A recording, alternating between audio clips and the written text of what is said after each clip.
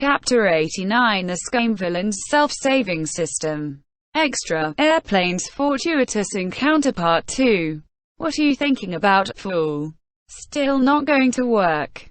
Airplane shooting towards the sky. Jew spat out the green foxtail hanging from his mouth with the paw. He mentally waved 1,000 middle fingers and yelled 1,000 words beginning with F at this fiendish and ding peak Xisheng. Then turned around with a flowery smile, hardening his face to flounce up to him. Coming. Xisheng spat. Hey, this servant only knows how to slack off. Xiāng Tóngxiù, physically a 17-year-old senior outer disciple, trailed behind the main forces to unload the goods from the ship onto the docks, looking around in all directions. That's right, Airplane Jew could now be called Xiāng Tóngxiù. He had written this wretched vile character in his stallion novel with his own hands. The treacherous spy, the one who assiduously worked an outside job for Mo-Bei-jun all his life, only to be thrown away by his cold-hearted and unfeeling boss as soon as he was done with him. That cannon fodder, logistics manager, Xiāng Tóngxiù. No, at this time, he was still an outer disciple that could be pushed around by everyone on Unding Peak. Not yet head disciple, he hadn't changed his name to enter the king generation. Unding Peak, in itself, was a very suffocating sort of peak. The Unding Peak Lord was like the director of the housekeeping service center, suffocating. Even when leading disciples he was like an unpaid hourly worker, also suffocating. The outer disciples especially didn't bear mention.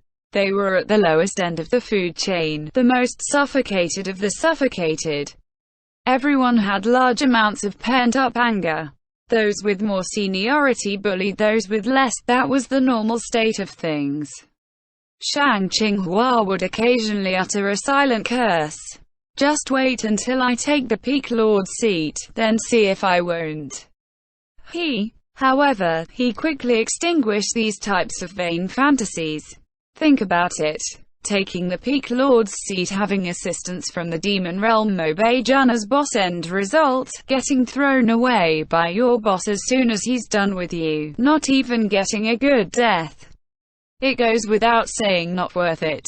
If Xiāng Tóngxiù could follow his original wishes, he would strip off his sect robes and roll up his bedding, rush out of Kangqiong Mountain sect, escape the cultivation world, and rush towards a free life of poverty. Just relying on the pile of resources he collected to write a transmigration stallion novel in the past, such as how to make soap, glass, the abacus, he believed that he could create quite a good simple life, flowing with the winds and the waters, a prosperous and dazzling He-Ho-Hua. He-Ho-Hua, a Macau financier and politician. But, as soon as these types of thoughts arose in his mind, rule violation, point deduction. You tell me, what is the meaning of this? So what if he transmigrated into his own stallion novel? Why wasn't he the protagonist? So what if he wasn't the protagonist? Why was there this damned system? It was all that OP's fault. If he didn't start sniping, he wouldn't have gotten injured. And there was that peerless Cumber. May he never get a chance to use that Cumber his whole life. Xiāng Tóngxiù moved box after box of heavy books from the ship onto a flatbed cart. Hooking up the horse, he was still chewing over his grudges without end. These small things like shipping goods would normally be settled with a wave of the hand in cultivation novels. Looking at it this way and that, in the end, he could only blame himself. Damn it, no matter how low magic the setting was, the hard labor still had to be done firm and steady. In the end, he dug this pit for himself. Okay, in fact, what he really wanted to say was King Jing Peak really fucking knows how to toss people around. It's them who make the most trouble. If you say to help Xiāng Tóngxiù's female celestials and fairy maidens carry cosmetics, hairpins, new clothes, and whatnot, though it is a bit tiring, at least you feel sweet at heart. Hardship on the body, softness in the heart. But acting as porters for King Jing Peak, what's up with that? Every time they made a purchase, it would be hundreds and hundreds of kilograms of books. Then, they would make people from Unding Peak huff and puff their way down the mountain to fetch them, then huff and puff their way back up to the peak. And they're living the good life. Their butts don't leave their seats, their fingers don't leave their instruments, just sitting and waiting for the goods to get delivered to their door. What are you playing aloof for? If you have the ability, then come down and get it yourself. The other outer disciples were also complaining. We know well and clear those King Jing Peak disciples look down on us from Unding Peak, but time and again we still act as cows and horses for them. One person said indignantly. Especially that Xiāng Tóngxiù. He takes himself way too seriously. His eyes are growing on top of his head. Even if that Xiu sword has a bit of a name, this really is too arrogant. He would even dare to provoke Baizan's head disciple Lu Qingge. How would he pay attention to nameless foot soldiers like us? That temper of Baizan Peak, that temper of Lu Qingge, how has he not killed him yet? How could that be? Do you think Yue Shisheng would watch and not stop him? With him there, Lu Qingge couldn't kill Xiāng Tóngxiù no matter what. An outer disciple who also entered Kangqiong Mountain over age said sourly. And I don't know how Xiāng Tóngxiù got chosen as head disciple after starting cultivation halfway. They say he had a good relationship with Yue Shisheng, but I've never seen him go to Qiongding Peak to see Yue Shisheng's damn mask of a noble and virtuous face. But if you say they're not friendly, it doesn't seem like it either. Shang Qinghua kept his silence, unbearably stifled. How I want to gossip, how I want to take the backstory outline I set up but ended up killing before birth and toss it in your face. No one's more clear about these old affairs of years past than this Jew who can hide the sky with one hand. The whole party's grievances rushed towards the sky like a broken record. The more they talked, the angrier they got, envy and hatred mixing into a torrent, but who knows who they were trying to argue with.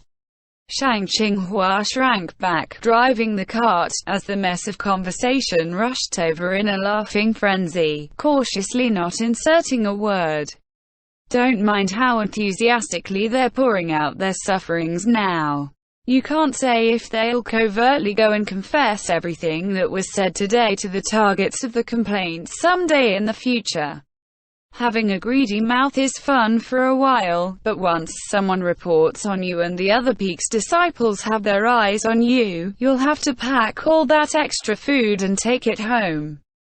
Popular opinion is vicious, you can't forget to guard against it. The road after rain was full of potholes. As the wheels rolled over it, the cart shook left and right. During one of the tilts, the system sent out a notification with a ding. Upcoming mission, be prepared. Hearing this, Shang Qinghua's face creased into a chrysanthemum. He smiled grovelingly. System Daj, aren't cheating me a bit by being so brief with these messages every time? Couldn't you clarify what the mission is? What preparations? Prepare for what? At least give me a hint, okay? The system spoke reservedly. You understand? Shang Qinghua. This old man doesn't understand. At that time, with a crack, the flatbed cart suddenly stopped moving, seemingly stuck on something on the ground.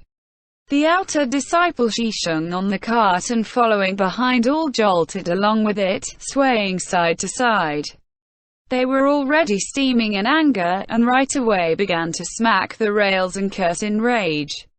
You moron, you can't even drive a cart properly. Go already, what are you stopping for? Shang Qinghua didn't know why it would suddenly get stuck either.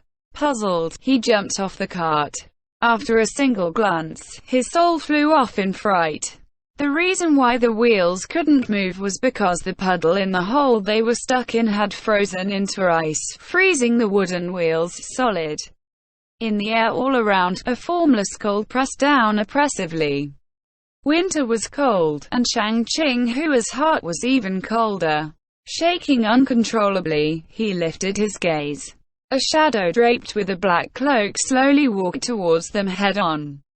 Straight and tall, it was a vague figure of a youth. The system said a few more words for once. Current opponent's anger points, 1000. Mission objective, survive. Tip complete. Wishing you best of luck. Xiāng Tóngxiù. Airplane shooting towards the sky. You had a bad habit, which was cutting out lines. Before he would officially set pen to paper, he would first plant little sprouts in his novel and watch how the winds were blowing in the review sections. Using this information, he would decide which plot lines to choose from his overall outline.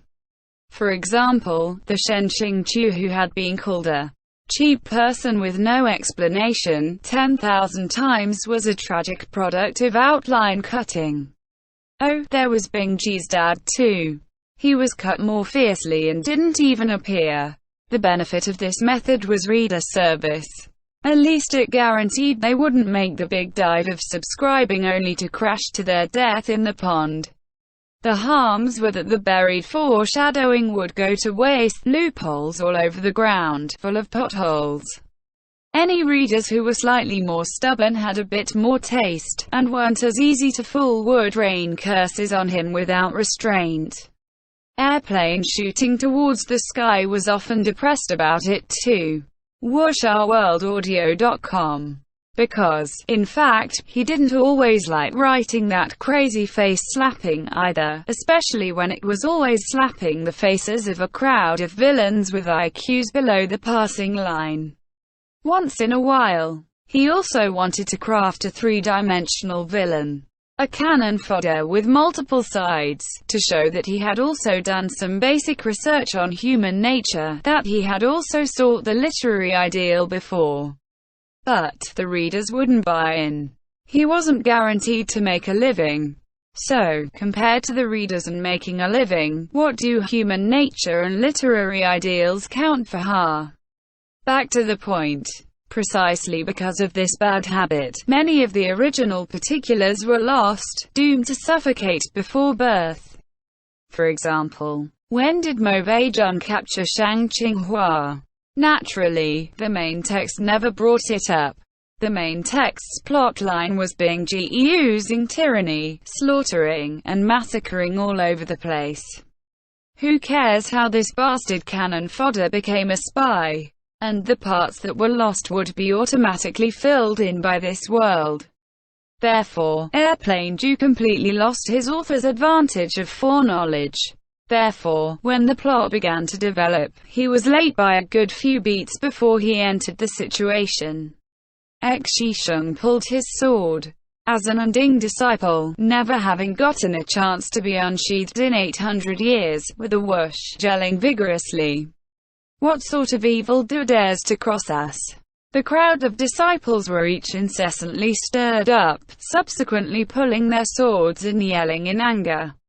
You dare to appear in front of Kangqiong Mountain disciples? Mo Beijun was clearly in an exceptionally bad mood. He didn't even let the cannon fodders finish their conventional opening speech. Cracks sounded out right away. A storm of icy arrows swept through the air, people slammed to the ground one by one. In Xiāng Tóngxiù's heart, one side of him was shrieking while the other was roaring, so formidable. But also so handsome. Really fucking handsome. But no matter if he was a demonic deity handsome enough to startle the heavens and make the lands weep, if he was destined to be killed by him in the future, Xiāng Tóngxiù definitely wouldn't dare. Suddenly, Xisheng pushed at his shoulder. Why aren't you going? Xiāng Tóngxiù's heart was like frying oil and roasting fire, but his mind was extremely sober. He stuck himself more securely onto the cart like chewing gum. Go to do what? Xisheng. Defeat the demon and defend the righteous path. Execute the Tao on behalf of heaven. Why don't you go first? Shang Qinghua said. Xisheng, after you. Xisheng flew into a rage. I told you to go, so go. What's all this nonsense? Joeing with the others, their hands peeled and feet kicked at Shang Qinghua. How couldn't he understand? This crowd of outer disciples just wanted him to stall Mobeijun to give them time to fight for their own escape. His heart was as clear as a mirror. His current position was extremely secure, firmly holding his base of operations and refusing to be moved. He sobbed. Xisheng, I don't want to. Our comrades will remember you had the heart to make me go be cannon fodder at this sort of time. Xisheng began to ramble incoherently in terror. What cannon fodder? If you could defeat this demon race monster, you'll definitely have earned great merit. Fly like the divine steed Fe Huang from now on. This is us outer disciples' only way out. It's right in front of your eyes at this very moment. Shang Qinghua realized he couldn't hold onto the cart much longer. He whimpered like his organs were being ripped apart. I'll go, then. I'll really go.